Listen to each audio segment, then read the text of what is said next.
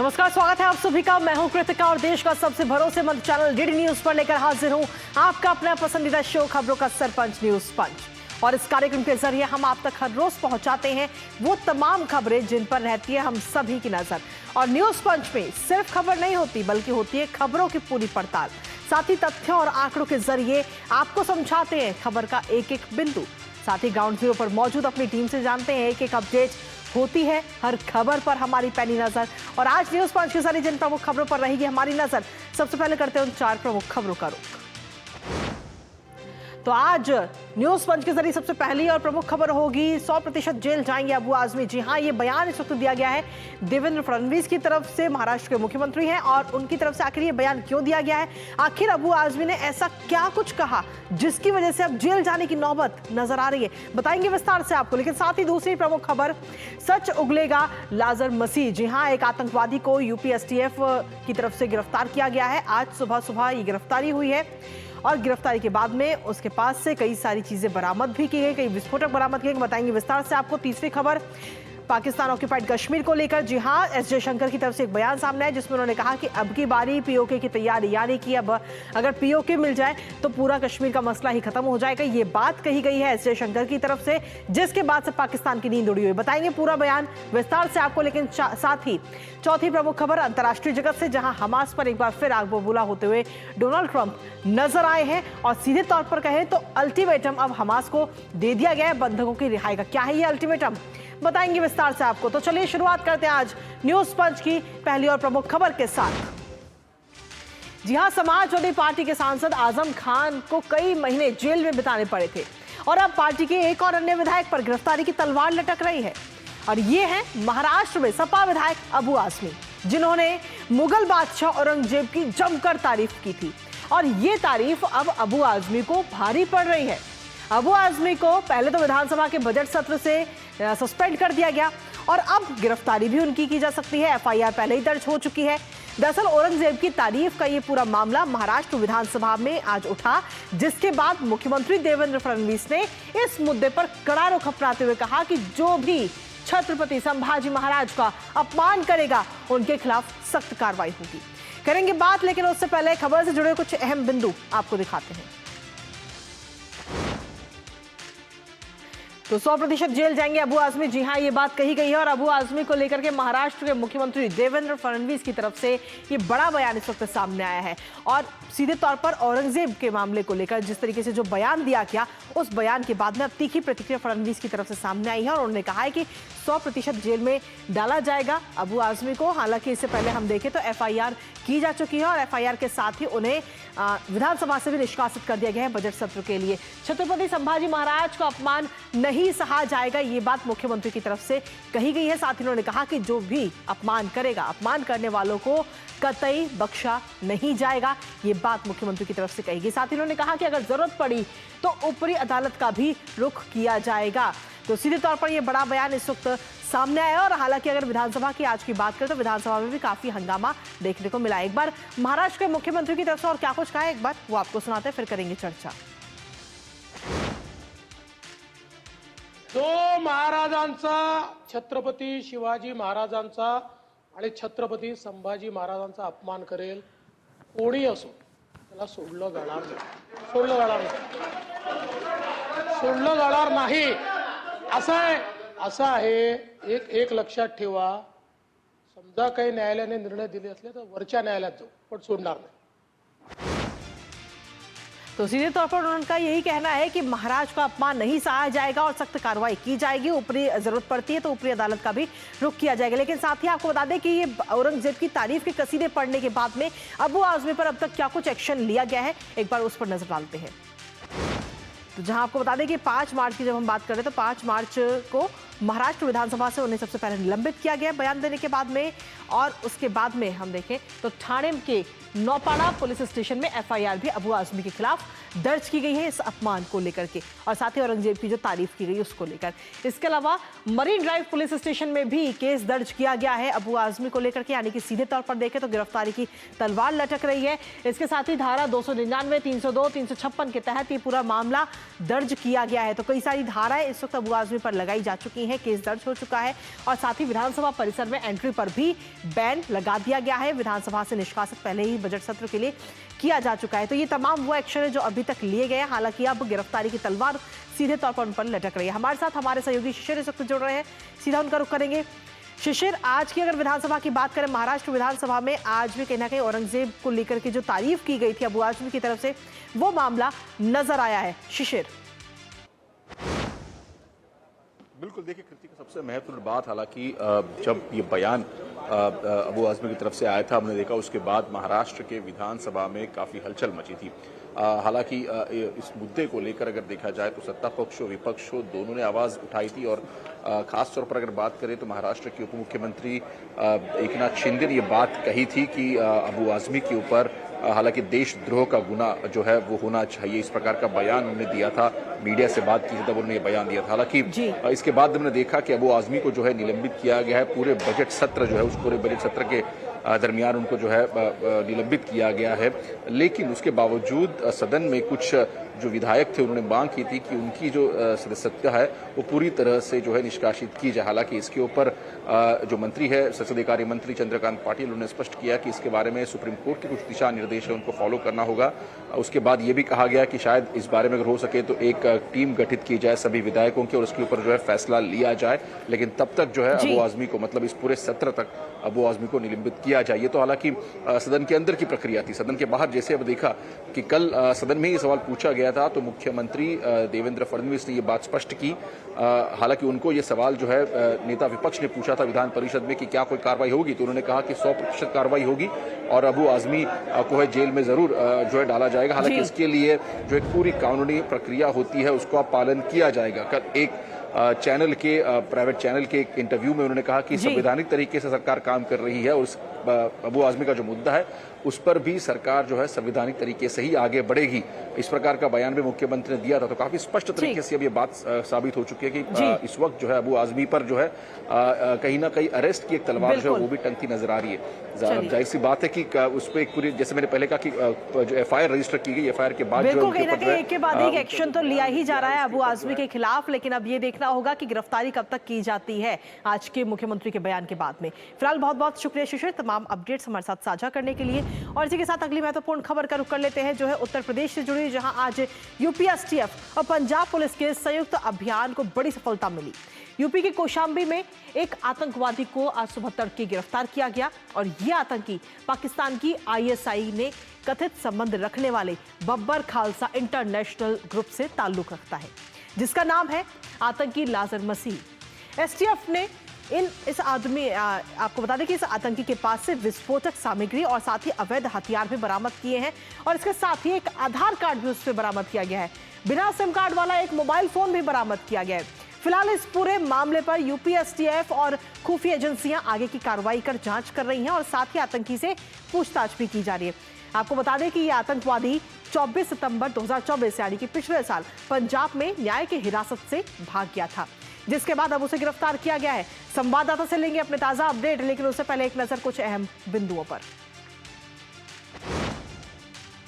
तो जी हां, अब सच उगलेगा ये आतंकी, सच उगलेगा लाजर मसीह। खूंखार आतंकी की अब खैर नहीं, गिरफ्तारी हो चुकी है। गिरफ्तार के बाद अब लगातार जांच की जाएगी, पूछताछ की जाएगी। इसके साथ ही आपको बता दें कि भारत में आतंकी साजिश की प्लानिंग कहीं ना कहीं सीधे तौर पर एक्टिव एजेंसी की तरफ से फेल हो गई।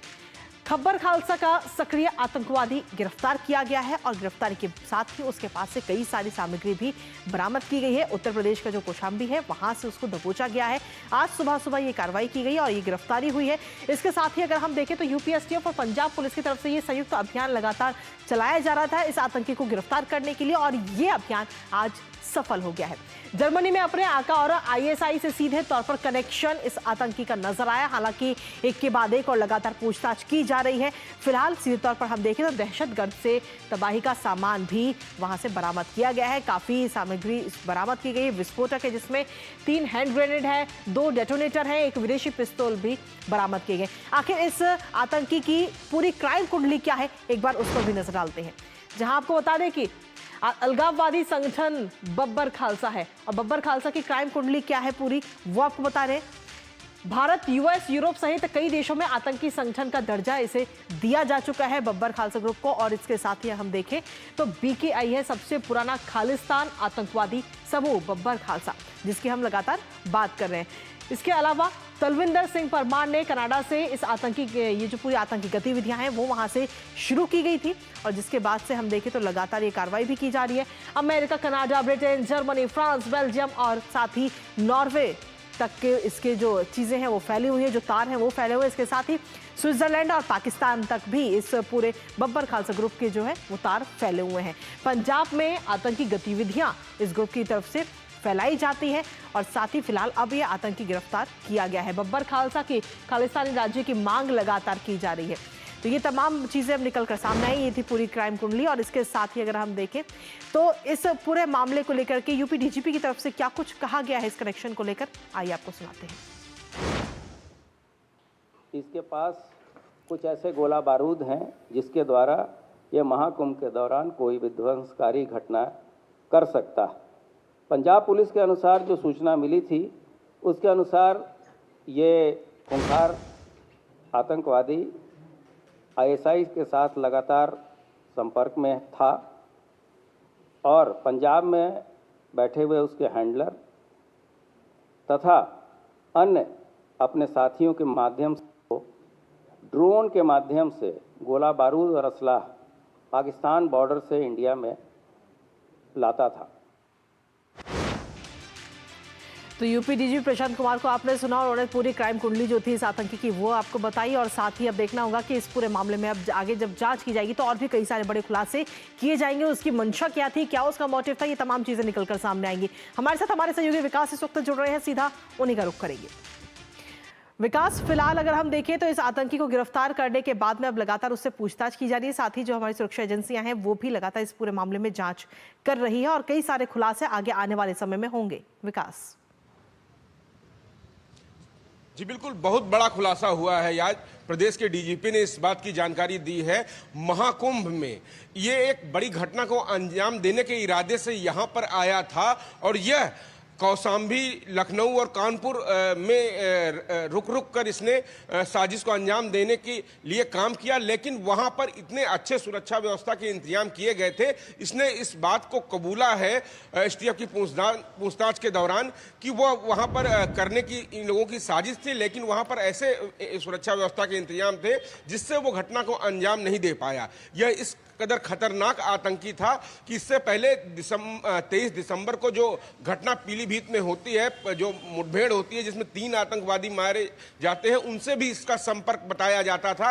यह इसके कनेक्शन सीधे पाकिस्तान से थे और पाकिस्तान से पंजाब के रास्ते जो हथियार की सप्लाई होती थी, मादक पदार्थों की सप्लाई होती थी ड्रोन के द्वारा। इसने इन बातों को कबूला है और इसके जो फर्जी पासपोर्ट बनवाने का इसका इरादा था, जो फर्जी आधार इसने बनवाया था गाजियाबाद से, उसके द्वारा ये फर्जी पासपोर्ट बनवाकर पुर्तगाल यहाँ से जाना चाह रहा था, ये निकलना चाह रहा था। लेकिन एसटीएफ के पास विभिन्न खुफिया एजेंसियों के द्वारा जो इनपुट मिले उसके बाद एसटीएफ को एक ये बड़ी सफलता मिली है और इससे पूछताछ के बाद आगे की कई परतें खुलेंगी, क्योंकि इस आतंकी को यहाँ पर कौन लोग पनाह दे रहे थे, देश के बाहर भी इसने बात कबूली है कि कतर से लेकर पुर्तगाल तक इसकी कई जगहों से बात होती है, पाकिस्तान से बात होती है और उन जगहों से आगे के क्या मंसूबे हैं, कौन कौन ऐसे लोग हैं जो उनकी मददगार हैं और खास ये लोग मॉड्यूल्स के रूप में काम करते हैं। इन पर ऊपर बैठा सरगना इनको आदेश देता है कि आपको इस तरह की साजिश का अंजाम देना है और वो जमीन पर जाकर काम करते हैं। लेकिन ये खुफिया एजेंसी हैं जो और यूपी एसटीएफ है, इनकी सफलतम कार्रवाई है जो ये पकड़ा गया है और निश्चित रूप से इसके पकड़े जाने के बाद और कई कड़ियां खुलेंगी इसमें। चलिए, फिलहाल बहुत बहुत शुक्रिया विकास, तमाम जानकारी और अपडेट्स हमारे साथ साझा करने के लिए इस पूरी खबर से जुड़े हुए। और इसी के साथ चलिए अब अगली महत्वपूर्ण खबर का रुख कर लेते हैं, जहां आपको बता दें कि कश्मीर को लेकर विदेश मंत्री एस जयशंकर की तरफ से एक बयान इस वक्त सामने आया है, जो इस वक्त लगातार सुर्खियों में बना हुआ है, जिसमें पाकिस्तान की नींद उड़ाती है। जी हां, दरअसल विदेश मंत्री एस जयशंकर ने एक पत्रकार की तरफ से सवाल किया गया, कश्मीर के मुद्दे पर यह सवाल था, जिस पर अपना जवाब देते हुए उन्होंने पीओके का समाधान बता दिया। विदेश मंत्री ने सीधे तौर पर कहा कि पीओके मिलते ही कश्मीर का जो पूरा मसला है वही हल हो जाएगा, और इसके साथ ही उन्होंने कहा कि भारत पीओके की वापसी का इंतजार कर रहा है, जो पाकिस्तान के अवैध कब्जे में है। अब एस जयशंकर ने इस तरह से मिसाइल की तरह जो जवाब दिया है कश्मीर के मुद्दे को लेकर के, उससे पत्रकार अब आगे सवाल ही नहीं कर पाया, क्योंकि उसके पास सवाल बचा ही नहीं। हालांकि अगर हम देखें तो पीओके यानी कि पाकिस्तान अधिकृत कश्मीर पर करेंगे बात, लेकिन उससे पहले एक नजर इस पूरी खबर से जुड़े हुए कुछ अहम बिंदुओं पर। तो 370 हटाया, चुनाव कराया, और अब बारी पीओके की। जी हां, विदेश मंत्री की तरफ से यह बयान दिया गया है। जयशंकर के बयान से पाकिस्तान को कहीं ना कहीं मिर्ची लग सकती है, और पीओके मिलते ही कश्मीर का जो पूरा मसला है वो हल हो जाएगा, ये बात एस जयशंकर की तरफ से कही गई है। इसके साथ ही उन्होंने कहा कि कश्मीर में ऐतिहासिक बदलाव उठाए गए, ऐतिहासिक जो कदम है वो उठाए गए हैं, जिससे ऐतिहासिक बदलाव हुए हैं। सबसे पहले कदम की अगर हम बात करें तो 370 हटाना कश्मीर में बड़ा बदलाव लाने का पहला कदम बताया गया विदेश मंत्री की तरफ से। दूसरे कदम की अगर हम बात करें तो सामाजिक न्याय को बहाल करना, ये दूसरा अहम कदम विदेश मंत्री ने बताया। इसके साथ ही अगर हम तीसरे कदम की बात करें तो तीसरा कदम उठाया गया कश्मीर में उच्च मतदान लोकतंत्र की मजबूत वापसी। तो जो अभी हाल ही में मतदान हुए थे उसका भी जिक्र करते हुए विदेश मंत्री एस जयशंकर नजर आए। लेकिन फिलहाल अब जो ये बयान दिया गया है उससे सीधे तौर पर हम देखें तो पाकिस्तान की नींद जरूर उड़ी हुई है और मिर्ची लगना तो लाजमी है। इसके साथ ही अगर हम आपको बता दें कि पीओके की अब बारी है और एस जयशंकर के ये जो बयान सामने है उससे जरूर मिर्ची तो लगी ही है, लेकिन अब देखना होगा कि पाकिस्तान की तरफ से किस तरीके का रिप्लाई अब दिया जाता है, क्या कुछ प्रतिक्रिया सामने आती है। हमारे साथ में हमारे सहयोगी अखिलेश इस वक्त जुड़ रहे हैं, सीधा उन्हीं का रुख करेंगे। अखिलेश, एस जयशंकर की तरफ से एक बार फिर से साफ कर दिया गया कि जो पाकिस्तान अधिकृत कश्मीर है उसे जल्द से जल्द वापस लिया जाएगा, जिस पर पाकिस्तान ने कब्जा किया हुआ है, और इस बयान से पाकिस्तान की नींद उड़ी हुई है। ये देखिए, निश्चित तौर पे पाकिस्तान के जो पत्रकार थे उन्होंने ये सवाल किया, और उन्होंने सवाल में यह भी कहा था कि आप नर्वस हो जाएंगे, लेकिन विदेश मंत्री ने जो जवाब दिया है उससे न सिर्फ वो पत्रकार बल्कि पूरा पाकिस्तान नर्वस है कि इस तरीके से दो टूक शब्दों में किस तरीके से कहा गया। उन्होंने कहा कि देखिए, पाकिस्तान ने चुरा लिया है कश्मीर के एक हिस्से को, और वह भारत का इनएलिएनेबल मतलब अविभाज्य अंग है।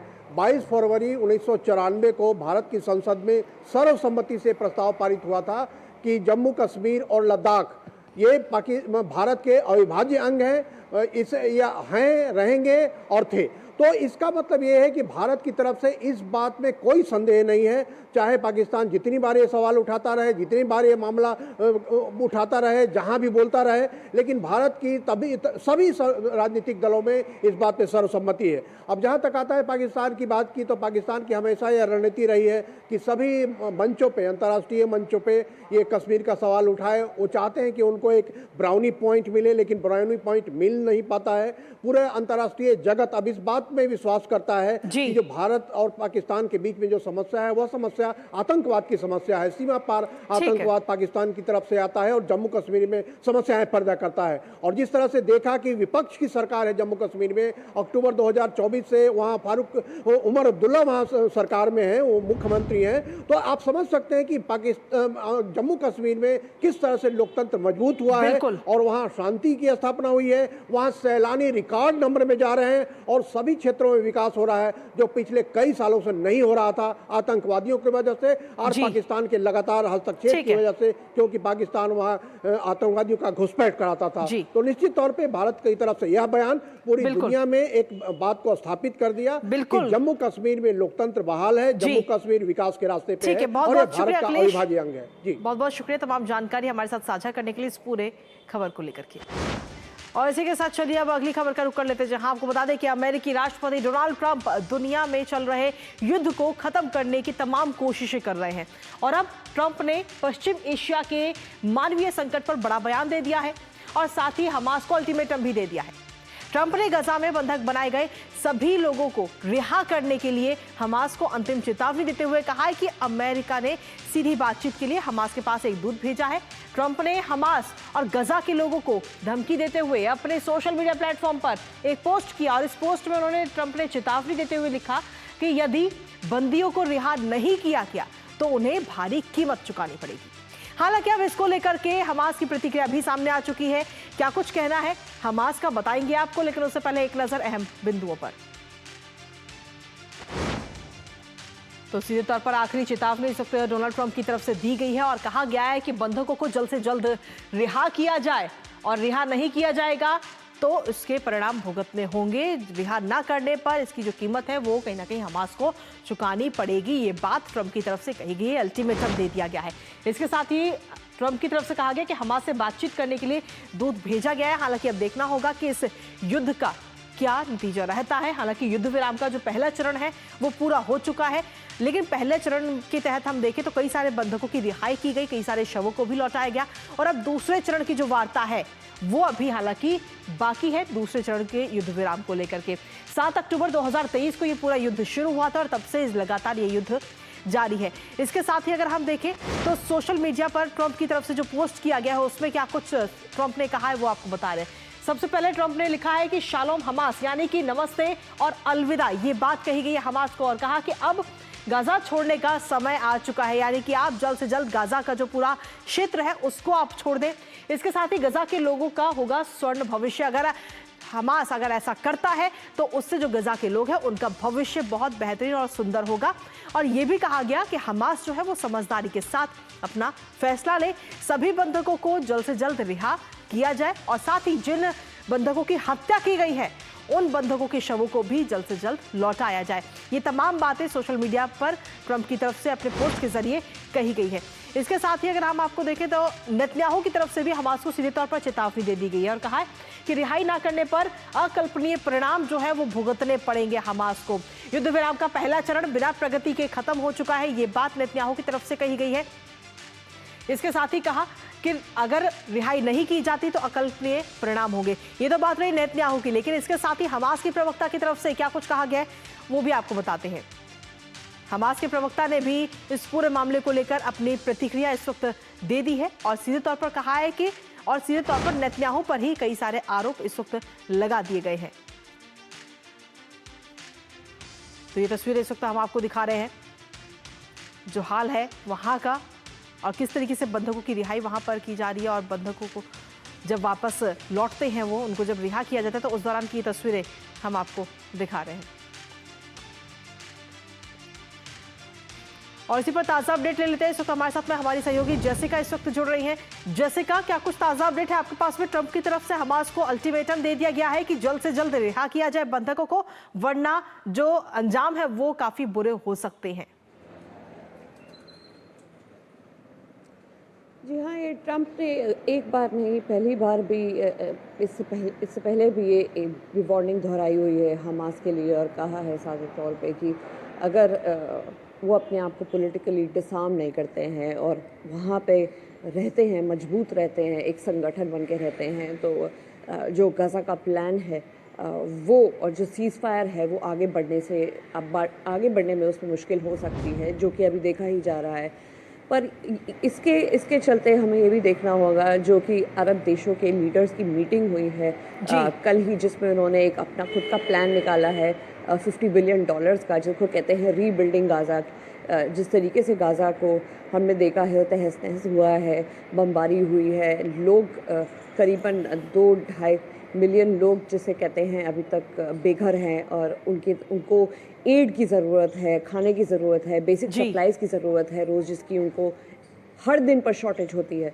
तो इन सब प्लान्स को देखते हुए काफ़ी इस रीजन में जिस तरीके का माहौल है ये गड़बड़ाता हुआ दिख रहा है, जहाँ की अरब लीडर्स का कहना है कि 2 स्टेट सोल्यूशन ही एक मात्र जिसे कहते हैं सोल्यूशन हो सकता है, जिस तरीके से गाज़ा को आके गाज़ा की सहमति और गाज़ा के लोगों के लिए यही एक आगे बढ़कर जो प्लान है वो जा सकता है। बट इज़राइल के लिए ये प्लान जो है नामुमकिन है और वो इसे कभी भी मंजूर नहीं करेंगे। तो जब तक ये चलता रहेगा, सीज़ फायर का जो एक्सटेंशन था वो भी जा चुका है, पर अब देखना होगा आगे कि ये मामला कैसे बढ़ता है, क्योंकि जितनी सेंसिटिविटीज इसमें इन्वॉल्व हैं जी, इसको मद्देनजर रखते हुए देखना पड़ेगा कि आगे क्या होगा। चलिए फिलहाल बहुत बहुत शुक्रिया जैसिका तमाम जानकारी और अपडेट्स हमारे साथ इस खबर से ज़्यादा जानकारी देने के लिए।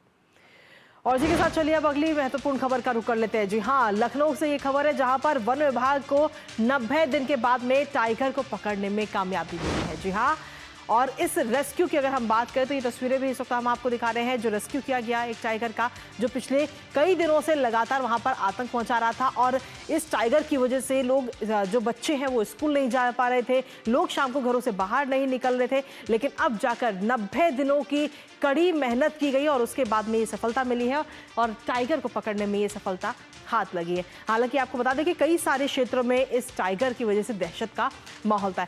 एक बार ग्राफिक्स पर भी नजर डाल लेते हैं जहां आपको बता दें कि 90 दिनों की कड़ी मेहनत रही और 90 दिनों की कड़ी मेहनत के बाद में उसका असर देखने को मिला। और इस 90 दिनों में 25 शिकार करता हुआ ये नजर आया है। लखनऊ में 25 शिकार करने वाला खूंखार बाघ को फिलहाल अब पकड़ लिया गया है।